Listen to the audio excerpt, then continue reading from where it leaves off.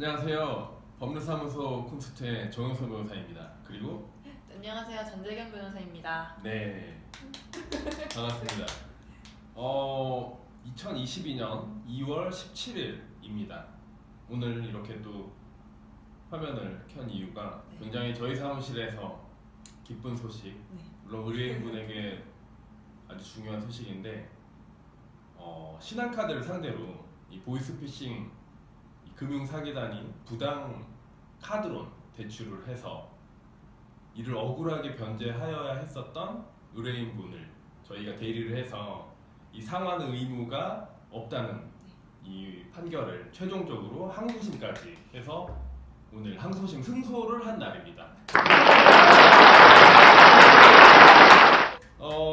저희가 1심을 먼저 이겼어요. 21년 2월에 신한카드가 항소를 해서 1년이 걸렸죠. 지금 22년 2월에 선고가 지금 항소심 선고가 났고 그래서 항소를 저희가 물리쳤습니다. 이 사건이 좀 의미가 있는 거는 우리 사회에서 지금 2007년 이래로 2007년 대만에서 시작된 이 동아시아에서 먼저 시작됐거든요. 보이스피싱이 2007년에 우리나라에 상륙을 했습니다. 대만에서 한 2005, 6년도에 시작을 한 다음에 보이스피싱 범죄가 굉장히 심각하잖아요. 특히 요즘에는 코로나 때문에도 더 많이 심해졌다고 들었어요. 그렇네요. 여러 가지 국가가 네. 지원이 많아지다 보니까 그런 것을 믿기로 해서 거짓문, 허위 문자를 보내서 네, 비대면 이런 게 많다 보니까 점점 또 비대면을 포함해서 그러니까 코로나를 포함해서 점점 더 모바일로 이렇게 좀 친화가 되다 보니 직접 은행이나 카드사에 가지 않고 어떤 장기 카드론이나 뭐 단기 카드론이나 대출 계약을 이용하게 되는 경우가 굉장히 많았단 말이죠. 그래서 우리 사회에서 보이스피싱 범죄로 인한 내가 갚아야 할 내가 의혹해서 한 대출 채무가 아닌데 보이스피싱에 의해서 개인정보를 뺏기고 그 뺏긴 개인정보를 이 보이스피싱 범죄단이 마치 피해자인 척, 피해자 본인인 척, 피해자 본인인 척 명의를 도용해가지고 부당 대출 계약이 체결됐다. 그럼 나중에 알게 되고 나는 이제 갚으라는 변제 도촉을 받게 되는 거죠. 그래서 이 사건 같은 경우에 이제 미성년자 분이 사기를 당했습니다. 처음에 한번 개요를 한번 조금 얘기해 주실 수 있나요? 네. 보이스피싱범들이 이제 당시 미성년자 대출이 유행이었나 봅니다. 그래서 페이스북 상에서 미성년자들을 대상으로 해서 대출을 해주겠다라는 광고를 올렸는데 이제 이 피해자의 미성년 자녀분이 그 미끼를 이렇게 덕분 무신 거죠. 그래서 이제 보이스피싱범들과 이제 연락을 하게 됐고 보이스피싱범들이 그렇다면 너가 대출을 받기 위해서는 부모의 휴대폰 부모의 휴대폰 정보가 필요하다 이렇게 하면서 이제 자녀분이 그 피해자인 부모님의 휴대폰에 원격 조종 어플을 설치하게 됩니다. 그렇게 되면서 그 피해자분의 정보가 모두 탈취되게 되죠. 그러니까 이제 금융사기단이 전형적인 이 사기 수법입니다. 굉장히 조심하셔야 되는데 링크를 보내는 거죠. 이 링크를 보내서 어떤 개인 정보를 본인이 맞는지 확인을 해야지 우리도 대출을 해줄 수 있다라는 식으로 소액 대출 미끼로 해가지고 이 피해자의 어린 당시 고등학교 1학년인 여학생에게 접근을 한 겁니다. 그래서 이 학생은 한 20만 원, 30만 원 정도의 소액 대출을 의혹을 했던 거죠. 그렇게 하니까 이 보이스피싱단의 일원 중에 한 명이 그러면 이 링크를 내가 지금 보낼 거니까 여기에 있는 전송되는 번호를 나한테 넘겨라. 넘기는 순간 페어링이 됩니다. 보이스피싱단이 가지고 있는 휴대폰과 그 링크를 발송한 즉 미성년자 아이가 가지고 있는 휴대폰, 엄마 폰이겠죠. 그 엄마 폰과 페어링이 돼가지고 쌍 연결이 돼가지고 이제 그 다음부터는 다 제어를 할 수가 있는 거죠. 원격으로. 네, 원격으로 조정이 가능해서. 그 원격 조종 어플리케이션은 팀 뷰어라는 어플리케이션이고요. 얘는 악성 프로그램은 사실 아니에요.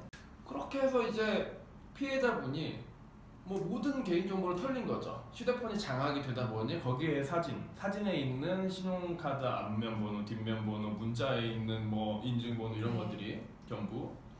그래서 결국 어떻게 됐나요? 그 이제 탈취가 개인 정보가 탈취가 됐는데 그 다음에 어떻게 됐나요? 그 탈취된 개인 정보를 가지고 공인 인증서도 만들고. 그렇죠. 그 무려 이제 개인 네. 공인 인증서도 아니고 범용을 만들었습니다. 그거 4,400원인데 1년에 네. 걔까지 지금 피해자 통장에서 인출시켜가지고 했어요. 자기 돈으로 한 것도 아니고. 피해자 정보를 가지고 대포폰까지 무려 네.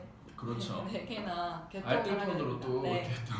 알뜰폰, LG 알뜰폰 4대나 개통을 해가지고 그렇게 개통을 하면서 이제 신용카드 이제 저희가 이긴 뭐 상대방 회사인 신용카드사 어플에 접속을 해서 이제 카드론 대출, 이제 비대면으로 카드론 대출을 받기에 이릅니다. 그렇죠. 네. 자, 그러면 이 피해자는 이제 어머니세요. 어머니가 지금 신한카드로부터 소재기를 받은 거거든요. 어머니한테 이 몇천만 원 되는 카드론, 장기 카드론 대출을 나는 쓴 적이 없는데 내 이름으로 대출이 돼 있던 겁니다. 그래서 나중에 경찰 신고해서 알고 보니까 내 딸이 미끼로 낚여가지고 엄마 폰, 내 폰을 가지고 이렇게 하다 보니까 개인정보 탈취되고 신한카드와 사이에 장기카드론 대출 계약 맺어지고 또 우리카드와 사이에 또 맺어지고 또 신한은행, 하나은행 이렇게 무려 4개 은행, 4개 금융사에 대하여 약 한 4, 5천만 원 정도의 지금 빚이 갑자기 생겨버린 거예요. 나는 1원 한 장도 만져본 적이 없는데. 그래서 어떻게 그 카드사들의 대응이 어땠나요? 20년 2월 당시에. 명의가 우선 피해자분의 명의가 도용됐더라도 어쨌든 대출 계약 명의 자체는 피해자분으로 되어 있기 때문에 이제 신용카드사라든지 아니면 은행사들은 이제 피해자분에게 네. 그 대출금을 변제하라는 도촉을 하게 됩니다. 네.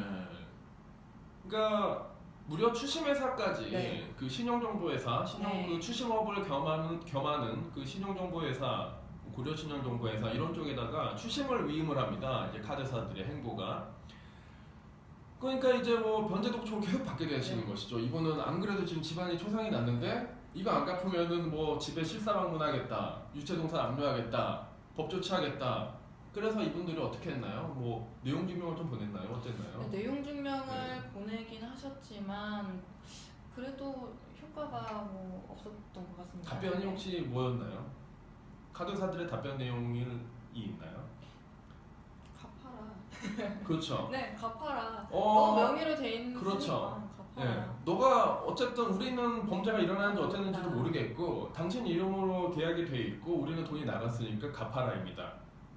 그 당시에 이 피해자분이 경찰서에 다 신고하고 이 속았던 어떤 그런 이력도 남아 있지만 이 카드사나 은행들은 전혀 미동도 하지 않았어요. 이거는 이분 사례뿐만 아니라 저희가 진행하고 있는 다른 사례도 마찬가지고 결코 탕감해주지 않습니다. 예, 이자는 좀 탕감해주는 경우가 간혹 있어요. 근데 원금만은 절대 포기 안 합니다. 근데 원금이 크죠. 이자가 문제가 아니라 이자도 물론 나중에 지연 소득이 굉장히 커지지만 그래서 결국 이제 20년 한 3, 4월 경에 이제 저희 사무실을 찾아오신 거예요. 이분이 지방에서까지 올라오셔가지고 이렇게 해서 경과를 보건데 저희가 지금 4개 금융사를 상대로 다 소송을 하고 있는데요. 지금 우리카드는 이겨서 확정이 됐습니다. 우리카드 이겨서 그 채무 다 지워졌고요. 예, 청구 기각됐고 우리카드 항소 포기해가지고 그대로 확정됐습니다. 그리고 이제 바로 이제 그 다음에 한 몇 달 지나서 신한카드도 또 1심에서 또 승소를 하고 근데 이제 신한카드가 항소를 했죠. 네. 예, 항소를 해서 이제 변호사님이랑 저랑 예? 그 항소심 재판부까지 이렇게 왔다 갔다 하면서 서면 쓰고 막 정말 분투를 했는데 이제 오늘 쉬운 일이 아닌데 예, 정말 어려운 왜냐면 과정이었습니다. 이 승소 선례가 거의 없습니다. 거의 없습니다. 예. 가진 노력 끝에 아무튼 오늘 정말 저희가 수험생이 된 마음으로 네. 오늘 17일 2시 선고인데 또 바로 2시에 또 결과가 안 뜨고 한 4시 무렵에 네. 이렇게 떠서 너무 사실 느껴졌습니다. 너무 진짜 하느님께 제가 종교가 있는 건 아니지만 감복스럽게도 이렇게 좋은 결과가 나왔습니다. 그래서 저희가 이제 오늘 이렇게 영상을 찍는 것은 포기하지 마시라. 그러니까 카드사나 은행은요, 그 보이스피싱 피해자들에 대한 이 대출금을 다시 걷어들이는 것을 절대 포기하지 않으세요. 그러면 금융사들도 이런 범죄에도 불구하고 피해자들한테 그 피해금을 자기들의 수익 이익금으로 계속 유지해 나가는 그 의사와 이 절차를 절대 포기하지 않는 것처럼, 만약 이 영상을 보시는 분들 중에 정말 신종 사기수법 많거든요. 최근에는 이제 어떤 사기수법이 많냐면은, 그러니까 지금 이 사건 같은 경우에는 미성년자의 소액 대출이 몇 개였고, 또 최근에 많이 일어나고 있는 것 중에는 자녀 사칭이 네. 되게 많아요. 자녀 사칭이. 그래서 자녀가 이제 휴대폰 내가 액정 화면이 깨졌다고 하면서 지금 내가 연락이 안 되니 뭐 엄마 나 지금 뭐 인증받을 거 있으니까 뭐 보내면은 이거 링크 받고 나 번호 좀 보내줘. 이 순간에 이제 원격 조정 어플리케이션 깔리고 페어링 된다는 거죠. 그 개인정보 다 장악되고, 장악된 개인정보 바탕으로 똑같이 이 사건과 같이 부당 대출로 나아간다는 겁니다. 이거를 잘 보셔야 돼요. 우리나라에서는 이런 이제 금융사나 뭐 은행이나 카드사나 이런 싸움이 붙었을 때 누구 손을 들어줄까요? 사실 어렵습니다. 네. 예, 피해자 손을 들어주기가 어려워요. 왜냐하면